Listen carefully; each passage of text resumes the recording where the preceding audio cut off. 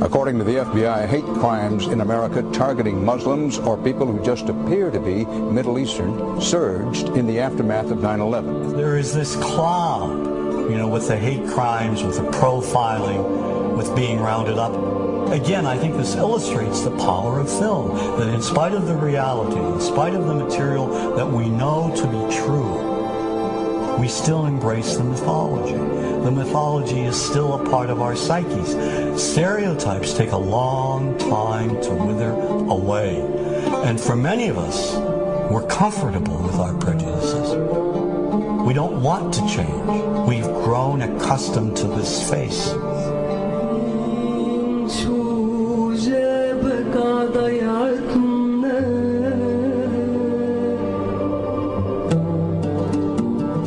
When we think of Arabs, what do we see? What images come to mind? Do we see actual people?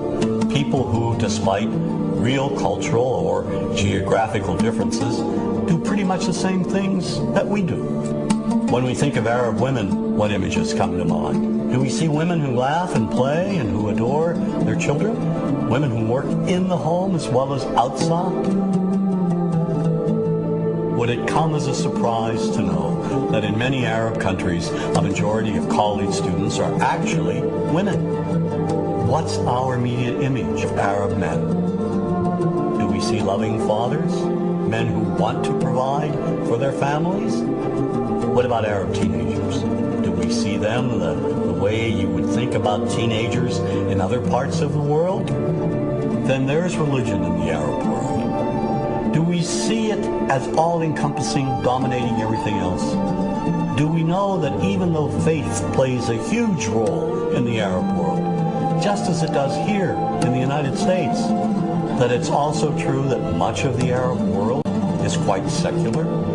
When we think of Arabs and religion, does Christianity come to mind? Do we remember that there are over 20 million Christians in the region who have lived side by side in harmony with Muslims for centuries? To their credit, some filmmakers have shown Arabs and American Arabs in all their complexities. An excellent way to shatter a stereotype is through laughter, through comedy. So we have comedians. Comedians have done this historically. Black comedians, Jewish comedians. So we see Arab comedians doing this, and this is one way to release the tension. My name's on a credit card, true story. Guy behind the counter picked up my credit card, sees the Olive card, looks at me all weird. He's like, hey, buddy, what kind of name is, that?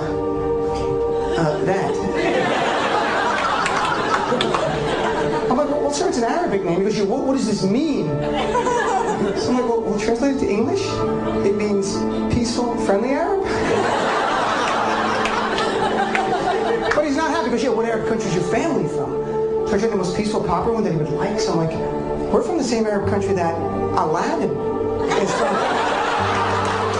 To his credit, Michael Moore in Fahrenheit 9/11 in the DVD includes a scene with this comedy coming out. My name really is Ahmed, and I can't fly anywhere. All you white people have it easy. You guys get to the airport like an hour, 2 hours before your flight. It takes me a month and a half.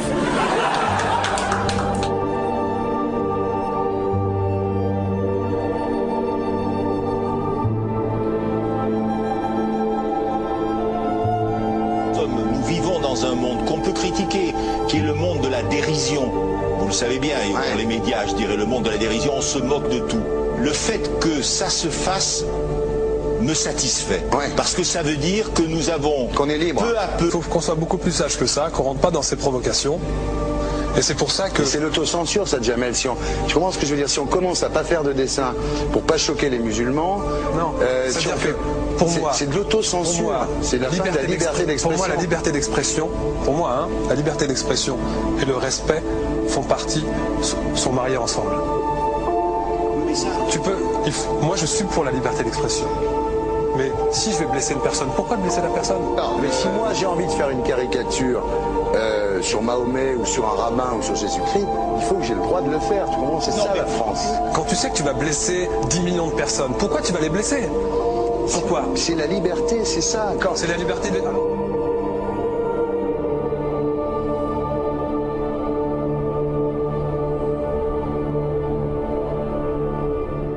seul. Vous pensez pas que c'était à vous de vous excuser, non? En disant le sketch n'était pas très drôle, je suis désolé si j'ai blessé des gens, voilà, excusez-moi, voilà, c'est une connerie. C'est mon travail. Mais vous referiez pas le même sketch quand même? Mais le spectacle que je fais reprend en grande partie les lignes de ce sketch. Mais il y a un truc que je comprends pas sur cette affaire, c'est qu'à aucun moment vous avez senti le besoin de vous excuser et que vous en avez rajouté. C'est tellement surprenant, c'est tellement inadmissible que j'en suis choqué. Voilà. Dans un pays où on peut parler, on peut s'exprimer. Et là, pourquoi tout d'un coup, sur un sujet, on ne pourrait pas s'exprimer Vous savez bien pourquoi on ne peut pas s'exprimer. Pourquoi?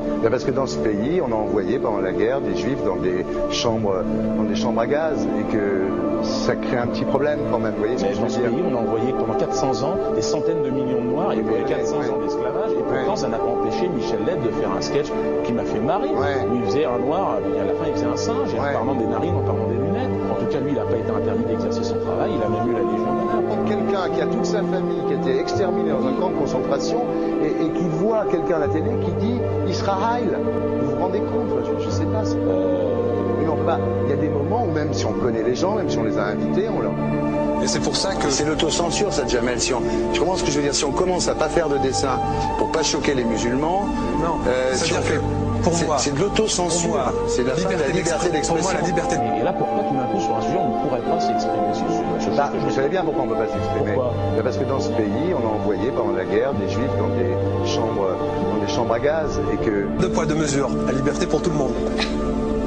C'est-à-dire la liberté pour tout le monde. Il y a une personne comme Dieudonné qui a fait un rabbin, enfin qui a fait un colon juif, etc. Tous ces DVD ne sont plus dans les pactes. On l'empêche médiatiquement, on ne le voit plus. Alors que lui, c'est un comique. Plusieurs lois qui ont été faites contre l'antisémitisme. Et moi, je fais un appel aujourd'hui de faire une loi contre l'islamophobie.